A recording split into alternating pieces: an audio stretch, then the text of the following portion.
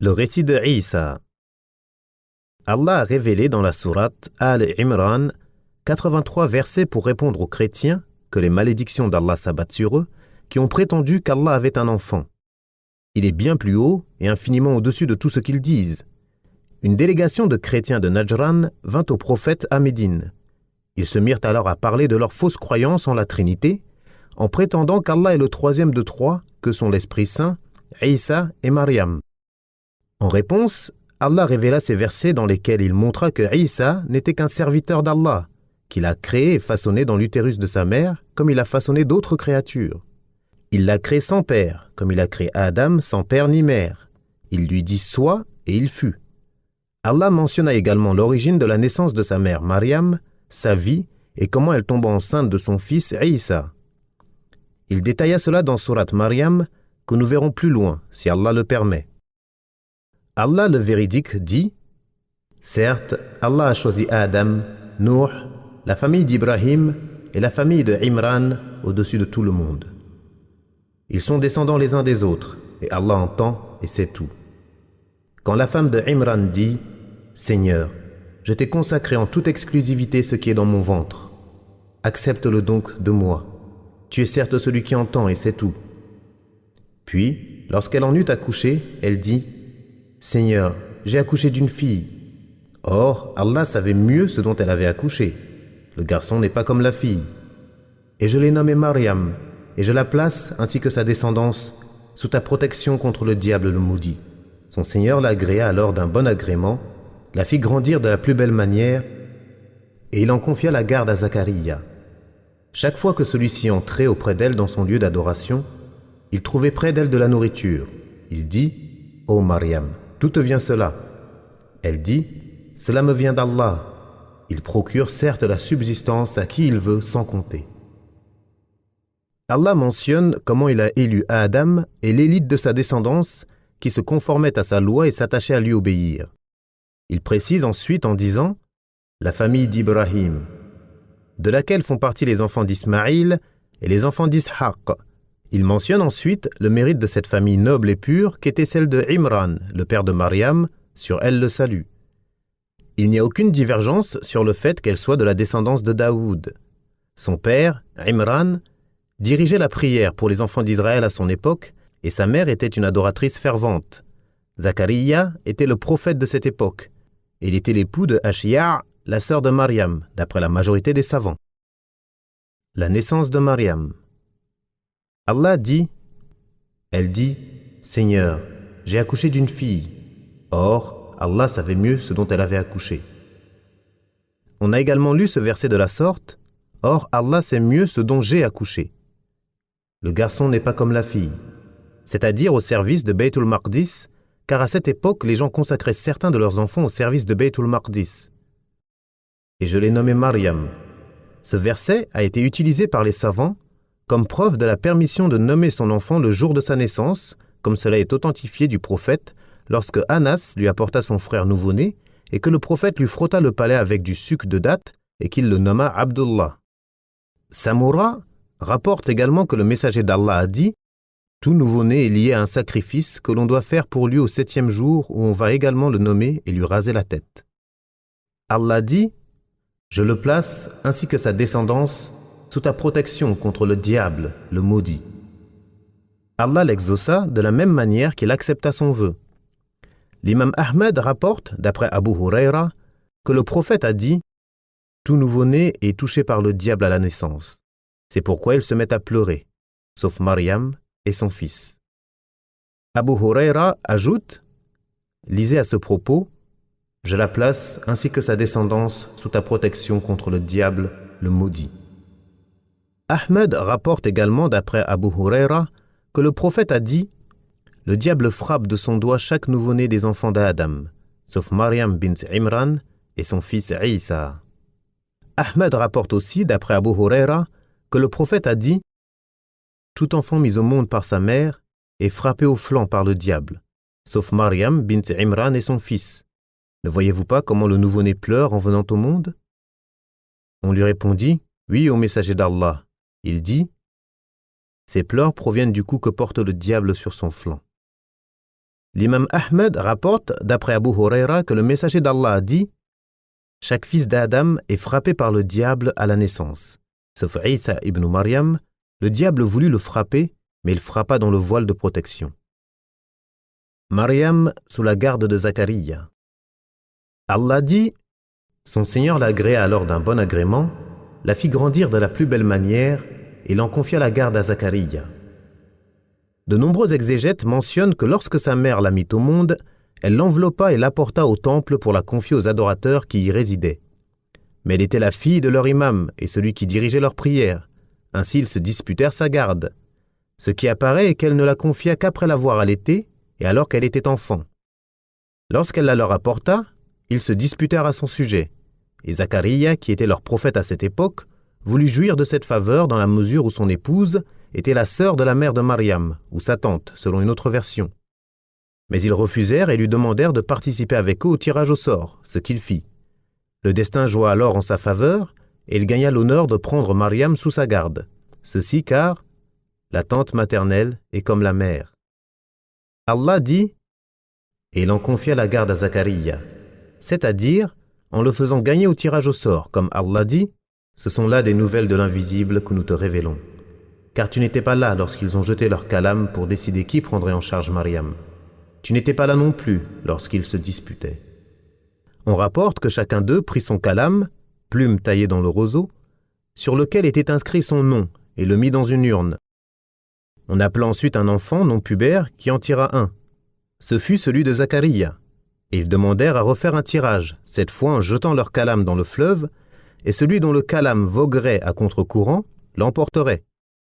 Ils s'exécutèrent, et le calame de Zacharia vogua à contre-courant alors que les autres suivaient le cours de l'eau. Ils lui demandèrent de procéder à un troisième tirage en disant cette fois que celui dont le calame suivrait le courant alors que les autres le remonteraient serait lui le gagnant. Là encore, Zacharia l'emporta, et c'est lui qui eut la garde de Maryam puisqu'il était celui qui en était le plus en droit, légalement et par la force du destin. Allah dit « Chaque fois que celui-ci entrait auprès d'elle dans son lieu d'adoration, il trouvait près d'elle de la nourriture. Il dit « Ô Maryam, d'où te vient cela ?» Elle dit « Cela me vient d'Allah. Il procure certes la subsistance à qui il veut sans compter. » Les exégètes ont dit que Zacharia lui réserva un endroit noble dans le temple où elle seule pouvait accéder. Elle y adorait Allah et remplissait ses obligations d'entretien du temple lorsque son tour arrivait. Elle restait en adoration nuit et jour, au point de devenir un exemple de piété et de dévotion parmi les enfants d'Israël. Elle était aussi célèbre pour ses nobles caractères et son bon comportement, au point qu'à chaque fois que le prophète d'Allah Zacharia entrait chez elle, dans l'endroit où elle se retirait pour adorer Allah, il trouvait auprès d'elle de la nourriture hors saison. Il trouvait des fruits d'été en hiver et des fruits d'hiver en été. Il l'interrogeait alors « D'où te vient cela ?» Et elle répondait « Cela me vient d'Allah. » C'est-à-dire une subsistance qu'Allah m'a accordée et il procure certes la subsistance à qui il veut sans compter. C'est à ce moment que Zacharia désira avoir un enfant de sa propre chair, malgré son âge avancé. Ô Seigneur, donne-moi venant de toi une excellente progéniture, car tu es celui qui entend l'invocation. Certains exégètes ont rapporté qu'il dit « Ô toi qui donnes à Maryam des fruits hors saison, donne-moi un fils, même si je ne suis plus en âge d'en avoir. » Et il arriva ce que nous avons mentionné dans son récit. Maryam l'élu. Allah dit « Rappelle-toi, quand les anges dirent « Ô Maryam, certes Allah t'a élu et purifié, et il t'a élu au-dessus des femmes des mondes. Ô Maryam, obéis continuellement à ton Seigneur, prosterne-toi et incline-toi avec ceux qui s'inclinent. Ce sont là des nouvelles de l'invisible que nous te révélons. Car tu n'étais pas là lorsqu'ils ont jeté leur calame pour décider qui prendrait en charge Maryam, tu n'étais pas là non plus lorsqu'ils se disputaient. Rappelle-toi quand les anges dirent « Ô Maryam, voilà qu'Allah t'annonce une parole de sa part. Son nom sera le Messie, Isa ibn Maryam, illustre ici-bas comme dans l'au-delà et parmi les rapprochés d'Allah. Il parlera aux gens dans le berceau et en son âge mûr, et il sera du nombre des vertueux. » Elle dit « Seigneur, comment aurais-je un enfant alors qu'aucun homme ne m'a touché ?» Allah dit « C'est ainsi. Allah crée ce qu'il veut. Quand il décrète une chose, il lui dit seulement « sois » et elle est. aussitôt. Et Allah lui enseignera le livre, la sagesse, la Torah et l'évangile. Et il sera le messager aux enfants d'Israël et leur dira: en vérité, je suis venu à vous avec un signe de la part de votre Seigneur. Pour vous, je façonne avec l'argile la forme d'un oiseau, puis je souffle dedans, et par la permission d'Allah, cela devient un oiseau. Et je guéris l'aveugle de naissance et le lépreux, et je ressuscite les morts par la permission d'Allah. Et je vous apprends ce que vous mangez et ce que vous amassez dans vos maisons. Voilà bien là un prodige pour vous, si vous êtes croyants. Et je confirme ce qu'il y a dans la Torah révélée avant moi, et je vous rends licite une partie de ce qui était interdit. Et j'ai certes apporté un signe de votre Seigneur. Craignez Allah donc, et obéissez-moi. Allah est incontestablement mon Seigneur et votre Seigneur. Adorez-le donc, voilà le chemin droit. Allah mentionne que les anges ont annoncé à Mariam qu'elle était élue au-dessus de toutes les femmes de son temps et qu'il l'a choisie pour être la mère d'un enfant qui naîtra sans père. On lui annonça aussi qu'il serait un noble prophète. Il parlera aux gens dans le berceau, c'est-à-dire dès son plus jeune âge en appelant les gens à l'adoration d'Allah l'unique, mais aussi lorsqu'il sera d'un âge avancé, ce qui prouve qu'il allait arriver à l'âge mûr et appeler à Allah. Quant à Mariam, on lui ordonna de multiplier les adorations, de se mettre debout en prière, de se prosterner, de s'incliner devant Allah, afin d'être digne de cette faveur et reconnaissante pour ce bienfait. On rapporte qu'elle priait au point que ses pieds se fendillaient, qu'Allah soit satisfait d'elle et lui accorde sa miséricorde, ainsi qu'à sa mère et à son père. Les anges dirent: Ô Mariam, certes Allah t'a élu et purifié, c'est-à-dire des actes vils, et il t'a accordé de belles manières. Et il t'a élu au-dessus des femmes des mondes. Le sens désigne sûrement les femmes de son époque, comme Allah dit à Moussa: Je t'ai choisi parmi tous les hommes. Ou encore, à propos des enfants d'Israël, c'est avec discernement que nous les choisîmes parmi tous les peuples de l'univers. Il est connu qu'Ibrahim est meilleur que Moussa et que Muhammad est meilleur que d'eux, de même que cette communauté est la meilleure de toutes les communautés et qu'elle est plus nombreuse que celle des enfants d'Israël, plus savante et plus pieuse que tout autre. Il est également possible que sa parole, et il t'a élu au-dessus des femmes des mondes, ait un sens général et que Mariam ait été la meilleure des femmes de tous les temps. Car, si on admet qu'elle ait été prophétesse, elle ainsi que Sarah, la mère d'Ishaq et la mère de Moussa, car les anges lui ont parlé et fait une révélation, comme c'est l'avis d'Ibn Hazm et d'autres, alors rien n'empêche que Mariam soit meilleure que Sarah et la mère de Moussa, en raison du sens général de ce verset, et il t'a élu au-dessus des femmes des mondes, puisque rien ne s'y oppose, et Allah est plus savant.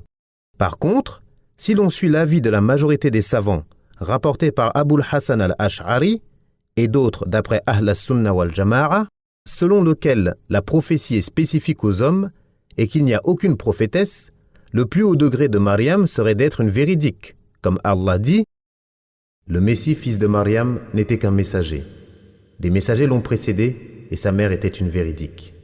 De ce fait, rien ne s'oppose à ce qu'elle soit la meilleure de toutes les femmes véridiques de tout temps, et Allah est plus savant. De plus, son nom fut mentionné avec ceux de Asiya bint Muzahim, épouse de Pharaon, Khadija bint Khuwaylid et Fatima bint Muhammad, qu'Allah les agrée toutes. L'imam Ahmad ainsi qu'Al-Bukhari, Muslim, At-Tirmidhi et An-Nasa'i rapportent, par de nombreuses chaînes de transmission d'après Ali ibn Abi Talib, que le messager d'Allah a dit: les meilleures des femmes sont Mariam bint Imran et Khadija bint Khuwaylid.